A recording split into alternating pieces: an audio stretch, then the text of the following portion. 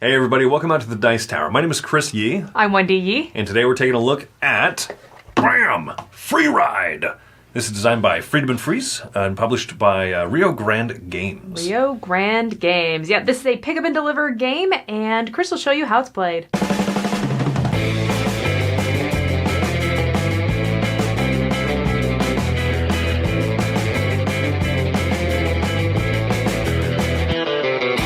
Here's a 3-player setup for Free Ride. Free Ride is a game in which players are traveling across cities in Europe here, building up railways, and then moving along those railways that they build up to deliver passengers from their starting city to a destination city. I've simulated the opening draft, so in this case here, the blue player is starting in Bucharest and wants to deliver a passenger to Tehran, which is a fairly close by city. Yellow is starting in Paris and wants to get up to London, and so on and so forth. These here represent, on the side, new passengers that players can pick up once they have delivered their passenger in their open compartment here. These can be picked up by traveling into one of the departure cities. You can, I'll explain how these work here in just a minute, but the game is played over turns over the course of 3 ages. Each age here has a deck of cards representing every city on the board one time. So let's take a look at what a player's turn might look like here. The blue player is going to go first. On their turn, they can take one of 3 actions. They can either build train tracks onto the board, or they can move the train along train tracks, or they can grab 5 more trains from the supply. So let's do a starting move here of building out 2 train tracks. Player is going to build this one and put their ownership marker on top of it. You can see how it fits nice and neat right over it. And they'll build a second train track right over there. They've now connected from Bucharest to Tehran, which is what they're trying to do, and they'll be able to move on their next turn. Yellow will take this same turn. I've got the supplies here off camera. But they're going to build train tracks. They can build 2, that first one there. But you can see how this one over here is a waterway, a water channel, and therefore it's going to take 2 construction points to be able to build it out. You have 2 construction points on your turn. So to mark this player will put it on here sideways instead of completed. That represents that they still need to spend 1 more construction point to finish this route. The purple player is going to be building 2 routes as well. So on the first one, they're going to build right here. And on their second one, they can, since they are now connected to the blues network, they can build this anywhere they want to. Let's say that, for example, they wanted to build this one up right here. They would put their control marker on there. But because it is not complete, any players who have incompleted tracks have to finish those before they start building new ones. So players will take this little hammer, this work in progress token, to indicate, hey, you've got to finish the train track you're working on before you can do the build action again. Let's take a look at what the next action looks like. The next action is the movement action. At the start of the game, you can move 2 spaces on your train as shown on your little player board here. It shows you either do 2 construction point actions or 2 movements of cities. So the blue player will move 2 spaces to Tehran. They've delivered their passenger and they'll take this face down, and that'll be worth points at the end of the game. That's the blue player's turn, so the yellow player will now spend 1 point here to finish this one, and then maybe start another one over here. That looks good. The purple player now is going to do movement, and I'm going to show you a little bit. They're going to start in Sarajevo, and they're trying to get to Sofia. Here's another fixture of the game, how you can move. The purple player can move 1 space, and then wants to move the second space over here to Sofia. But to move along this train track here, they have to spend a coin to the owner, which is blue. Purple pays blue, and blue's ownership token gets removed. This is now considered a state-owned line, and anybody can travel along these lines for free. So you can see there will be more interaction points where players will pay other players to use their train routes, but afterwards, those train routes will be free to everybody. So, like I said, the last action you can do on a turn is to grab 5 train tiles. There's a few other little rules here and there, but you're trying to deliver passengers. If you ever move to a city, let's say that train tracks get built up out to Istanbul, and then the blue player wants to move there themselves, they land in Istanbul. Because this is one of the outside cities that has the 2 coins on it, they can take the coins. But also because the passengers over here, there is a route. Someone wants to go from Istanbul over to Lviv. So they, the blue player, on their movement turn, can pick up this passenger because they have open space now. So now they're trying to get from Istanbul up here to Lviv. Once Once this happens, you replace this travel deck here, and players now have a new route that they can go for. A passenger going from Riga to Helsinki, or trying to go from Helsinki to Köln. And so you see that this just kind of continues.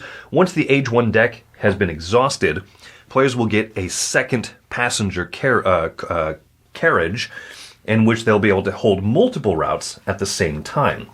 And then, when the deck 2 exhausts and we get to Age 3, in Age 3, players' engines will upgrade. So they'll go from being able to move 2 spaces to being able to move 3 cities. So a player on their turn can move 1, 2, presuming this is a completed train route, 3 spaces for a single action. Once the third Age deck has run out, players can continue taking turns, or they can pass. Once they pass, they remove the train off the board, and then as other players go, when a player who has passed, their turn comes up, they can grab a coin from the bank. At the end of the game, scoring is done very simply. Every city that you have picked up or delivered to, every unique city in your face-down set of cards is worth 5 points. If you have a duplicate city, let's say that I had 2 Bucharest cards, the duplicate ones are worth 2 points, and then every coin left over is worth 3 points, and whoever has the most points at the end of the game is the winner. All right, Chris, let's talk about interaction in this game. Okay. Depending on where you start on the board, depends on how interactive it's going to be at the beginning. We played games, we started right next to each other, and so I was building track that I knew where Chris wanted to go, and therefore he's like, oh, I have to pay rent now, and I have to pay that $1 to get there, but it's okay because, I got in Wendy's way, now she has to pay me. And there's other games we started on opposite sides of the board, and it took like half the game to match up tracks. Yeah, and it's interesting too because this is definitely a player count thing. We've played a 2-player a lot, right? And the thing is that, like you said, opposite sides of the map. All right, we're just see you later. Just taking our turns. But at some point, you will intersect because you need to. Yeah. The way that the cards are designed to come out, you can't just bottleneck in a region. You can't just kind of turtle in a region. You're gonna have to at some point interact with the other players. Mm-hmm. I like that design decision a lot. With more players, you're going to be bumping into each other more. More people are paying, and I love the idea that you own a track until someone pays for it once. Yeah, so it's not a constant stealing money or giving money. Yeah. Oh, you built the most important route to kind of connect east-west or whatever. Like, oh no, you're making all the money. I like that. The money also being worth 3 points is huge. I've really enjoyed that. So there's these outside cities with the money on them, and it's a very interesting decision. When you're 1 or 2 cities away from a spot, they'll just give you 6 points. You're like, oh, that seems like a no-brainer. But, it's going to take a couple actions to get those tracks out. Maybe I have to pick more tracks up because I've spent tracks other places. Now I have to take the turn to move. 3 actions later to get 6 points. Is that as worth it as just going a different direction and picking up some routes? What I also like is that the turns can be lightning fast, which means, am I going to spend 3 turns going out of my way to get 2 points? Well, 3 turns could be a total of like a minute of gameplay, right? I build a route, and another person builds a route, and then another person builds a route. I build the next part of my route, someone else moves. Okay, on my turn, cool, I move, got the coins. Like, that's how They're fast very simple turns can be. Yeah, they can be. The problem with that is that there's times where the game kind of comes to a halt because it's very hard to see the routes that are going on the side. This is the biggest bummer for me because I like the card system a lot. I like the idea that you have, in the overview you saw, right? There's 3 cards per row. And so the first one can lead to the second one or the second to the third one. I like that you have that flexibility. There's a lot of routes out there, so you always have something that you can work towards. And you can always push the game forward. But there's a gigantic production issue with it. I'm guessing that you saw from the overview part of the video. Yeah, there's nothing color-coded region-wise at all. Things that are in France and Germany and wherever, there's no defining lines or distinction to let me know that this London is over here on the map and Versailles is over here. Like there's nothing there. There's no coloring, there's no lines, there's nothing. So there's just words. I know that this is going to be considered a potentially like ethnocentric concern, American-centric concern, that we don't know where cities are in Europe. And that's true, right? let's just address that. I'm terrible at geography. I would not know where Zagreb was if you told me to point to a map, right? Mm-hmm. Just like I don't expect people to know where Louisville is on a plain map of the United States. With like no state borders? No state borders, anything, right? I don't even expect Americans to be able to point to Louisville on a plain, just like flat geographic map. It doesn't have the geopolitical lines. It doesn't have color coding. One of our favorite games, Brass Birmingham, hey, these cities are in the blue region, this is the teal region, this is the red region. Something like that It makes a huge difference. It would make this game so much quicker because the turns are fast and everything until... Okay, which route do I want to grab? I think the thing is that I really like the idea behind this puzzle. This puzzle of, I want to be as efficient as possible, get to where I want to go, but it's a very, interesting lineup of how that will happen, how the cards come out. Oh, it's very fascinating. Do I stay in an area and try to hope that maybe Chris lets some more cards come out and hopefully I can pick something up on this side of the board? All that is really fascinating to me.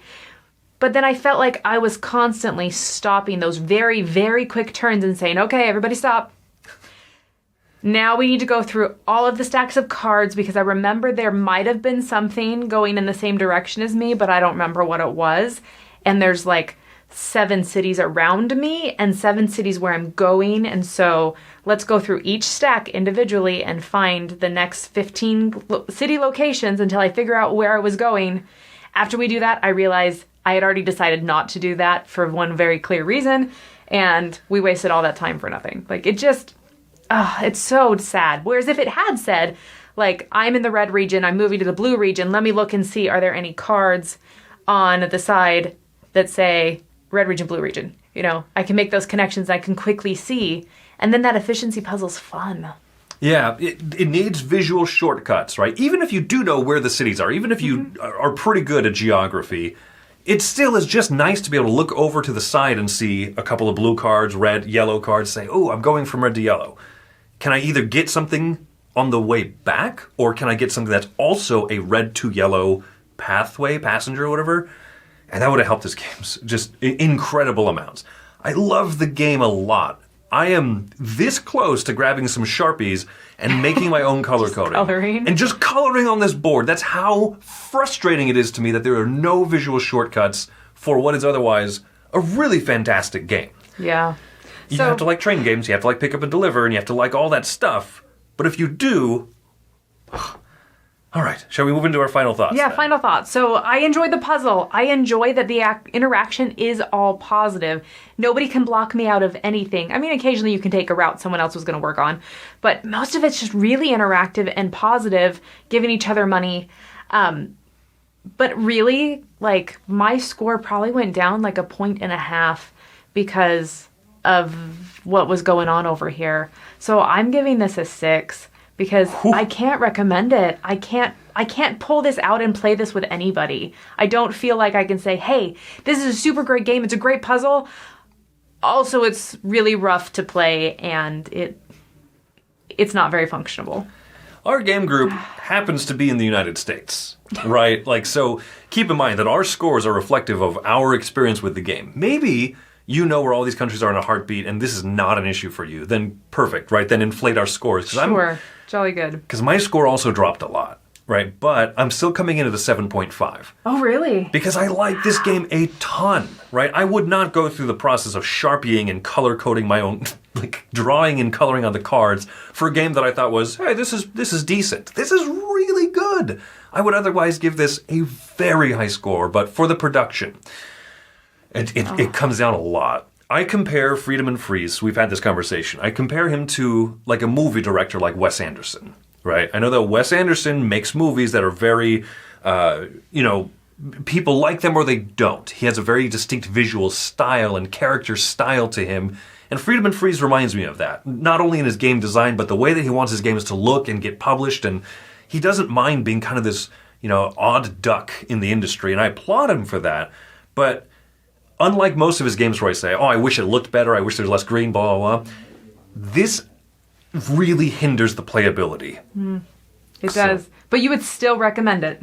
I still would. If you like train games, if you like pick up and deliver, all that stuff, this is a great game. One of his best that he's made in a long time. So I just wish the production were better. So grab some markers and have at it, Happy I coloring. That's for sure. Anyways, I'm Wendy Yi. Thanks for visiting the Dice Tower. I'm Chris Yi. Have a great one.